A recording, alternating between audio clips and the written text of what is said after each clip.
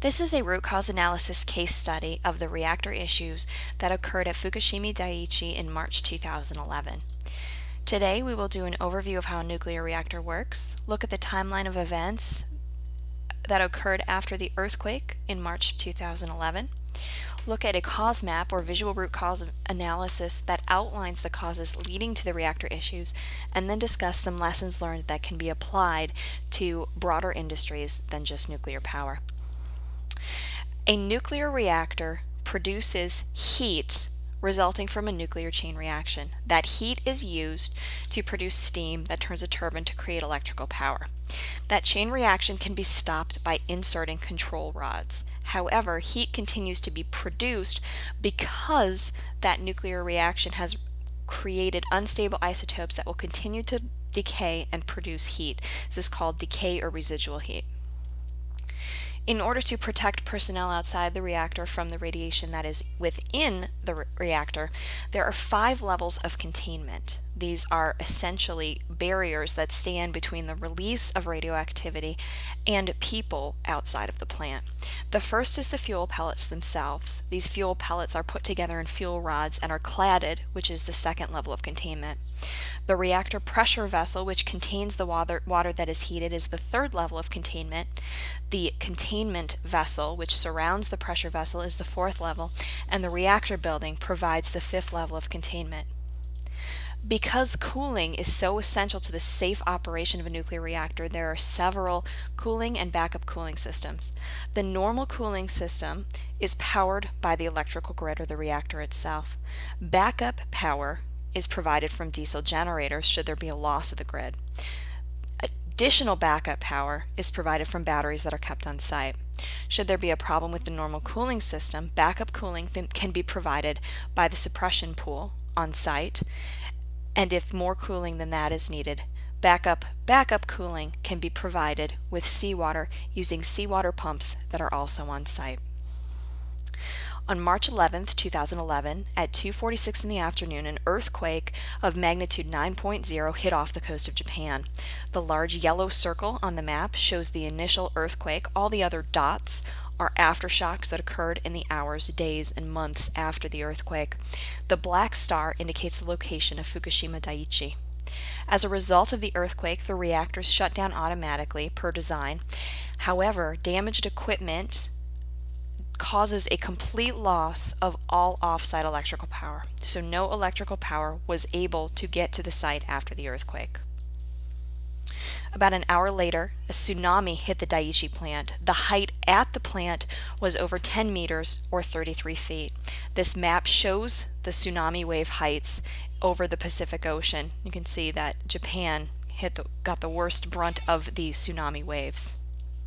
As a result of the tsunami, the reactor facility suffered major damage, including damage to all of the diesel generators, resulting in a complete loss of power to the site. The day after the earthquake and tsunami, there was a hydrogen explosion at Reactor 1. 5 people were injured. On March 14th at 11 o'clock in the morning, there was a hydrogen explosion at Reactor 3, which injured 11. Later that afternoon, the facility owner announced that the fuel rods had become uncovered in Unit 2. On March 15th at 6 o'clock in the morning, there was a hydrogen explosion and some subsequent fires occurring in Reactor 4, and shortly afterwards, a hydrogen explosion at Reactor 2.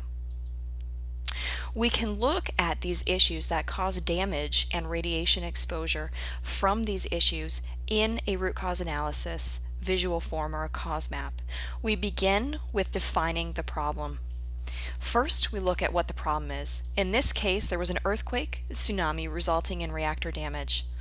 The date that the incident started was March 11, 2011, and the time that the issues began was 2:46 when the earthquake struck.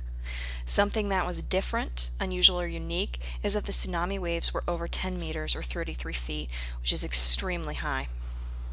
We're looking at issues that occurred in Fukushima, Japan, specifically at Daiichi Units 1 through 3. Units 4 through 6 were already shut down prior to the earthquake. The Units 1 through 6 were boiling water nuclear reactors, and the units that were operating at the time of the earthquake were producing electrical power. In addition to capturing the what, when, and where of the incident, we can capture the impact to the goals. The worker safety goal was impacted because workers were killed, injured, and contaminated as a result of these issues.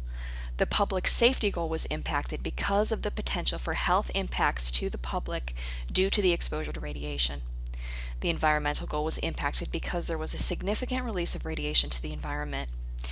This incident was rated 7 on the International Atomic Energy Association's disaster scale, which is the highest rating and was also given to the Chernobyl incident. The customer service goal was impacted because of power outages and rolling blackouts that resulted from issues at the nuclear reactor, as well as other issues occurring from the earthquake and tsunami in the area. The issues resulted in the evacuation of 160,000 people within a 30-kilometer radius of the plant. The production and schedule was impacted because of the complete loss of electrical production capability at the plant. The property goal was impacted because of complete damage to the site, which will not be used again. And the labor goal was impacted because of the massive efforts that were undertaken to cool the reactors by plant operators, firefighters, and other public workers. We can take these impact to the goals and use them to begin our cause map, or the root cause analysis of these issues. We begin with the public safety goal and ask why questions, which allows us to add cause and effect relationships to develop our cause map. The public safety goal was impacted because of the potential for health impacts. There was a potential for health impacts because of the release of radiation to the environment. We'll look more at what caused the release of radiation to the environment. Radiation was released to the environment because of the loss of those 5 levels of containment that we discussed earlier. Here are the 5 levels of containment that we discussed earlier. We lost the first and second levels of containment because the fuel was damaged as the heat within the reactor increased. The third, fourth, and fifth, which were the structural levels of containment, were lost due to damage to these structures from the hydrogen explosions that we talked about in the timeline. So our release of radiation to the environment is caused by the loss of containment within these structures due to hydrogen explosions. Why did the hydrogen explosions occur? Because of the buildup of hydrogen caused by damage to the fuel within the reactor. In addition to the loss of containment in the structures, we also had a loss of containment within the fuel. This was caused by damage to the fuel. The damage to the fuel was caused by the increased heat of the reactor fuel. You see that we have damage to the fuel caused on both of these. So now we'll look at what occurred to result in the increased heat of the reactor fuel. The reactor fuel increased in heat because of the residual heat that was still being produced as a consequence of normal plant operation. In addition, there was a lack of cooling for the reactor. We're going to talk about this in more detail. We go back to our 5 cooling sources. As we mentioned, the normal cooling system was powered by the electrical grid. Our external electrical power was lost as a result of the earthquake. The backup power was provided from the diesel generators. There was a loss of diesel generators as a result of the flooding from the tsunami. The backup power is provided from batteries. These batteries have a limited life and so could only provide power for so long. Backup cooling was provided from the suppression pool. However, when enough heat is added to the suppression pool, it boils off and is no longer available as a cooling source. Backup cooling is provided with seawater. However, the seawater pumps were found outside of the plant and so they were damaged by the tsunami as well. However, seawater was used for cooling, but it was delivered by helicopter and fire hose. Our lack of cooling for the reactor is caused by the normal cooling being lost. Was lost when the off-site power was lost. The off-site power was lost due to damage from the earthquake. In addition to the normal cooling being lost, emergency cooling was lost because the diesel generators shut down. They were flooded by the tsunami. And we lost batteries due to limited battery life. In addition to losing the normal and emergency cooling, the backup cooling was also lost. The suppression pool began to boil because of too much heat. And the seawater pumps were not working, again due to damage from the tsunami. You'll see that we have damage from the tsunami located in 2 places on our cause map. So let's talk about the damage resulting from the tsunami to these 2 pieces of equipment. The diesel generators and the seawater pumps were flooded by the tsunami. In order for this to occur, first we had a tsunami that occurred. The tsunami resulted from the displacement of underwater plates caused by the earthquake. Now, in addition, we had equipment in the basement. This was the original design of the plant. However, the plant was designed in the United States and primarily intended for areas that were not susceptible to this sort of tsunami damage. In addition, the earthquake and tsunami overwhelmed the plant. Both the earthquake and the tsunami were beyond the design basis for the reactor. Design basis accidents are accident scenarios that are designed to represent the most severe credible accident to occur on a site.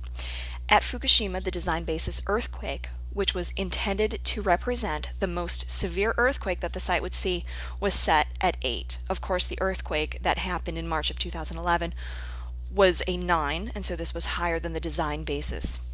The design basis tsunami resulted in a wave of 5.7 meters. The wave that occurred at Fukushima Daiichi in 2011 was over 10 meters, so this was also beyond the design basis of the plant. The full cause map with all of the causes we've talked about and putting in the other impacts to the goals is shown here. There are some lessons learned from this site that can be applied to all industries, not just nuclear power. The first of which is that systems with common points of failure are not truly redundant. In this case, we had several pieces of equipment and power sources that were damaged by the earthquake and the tsunami. One of the reasons is because of their geographical proximity. This is something that we see at many sites. Although you may have redundant systems, if these systems are placed in geographical proximity where they can be both impacted by disasters such as floods or fires, you may not have a completely redundant system. Systems with the same power source are also not considered completely redundant because if you lose that power source, you can lose both of your redundant systems. Another lesson that can be learned from Fukushima Daiichi is that a design basis may need to be reconsidered based on actual events, either at the site or elsewhere. The severity of the earthquake and the tsunami that occurred in March 2011 in Japan have resulted in reconsideration of design bases for nuclear power plants not only in Japan but across the world. Another example of this is after the planes were flown into the Twin Towers on September 11th, there was a reconsideration of design bases to look at the structural damage that would result if planes were flown into nuclear reactors.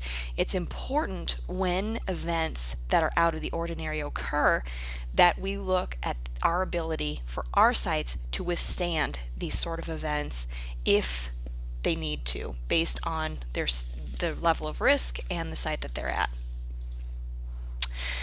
And our last lesson learned today is that some processes may not be able to be performed in certain locations with an acceptable level of risk. The Fukushima Daiichi reactor was considered to operate safely based on its design basis accidents, which were an earthquake of 8.0 and a tsunami with a height of 5.7 meters. It is possible that had the designers of the plant known that it might be susceptible to an earthquake of 9.0 and a subsequent tsunami of more than 10 meters, that the actions that would need to be taken in order to keep the plant able to operate safely in that location might be impractical. And this is why there are certain processes that just can't be performed in certain locations. For example, in Japan, there are markers close to the sea in many locations that say, do not build your home below this point. The people who put those markers up centuries ago knew that it just wasn't possible to keep your home safe at a certain height. So this is something we need to consider, especially in areas that have high geographic risks.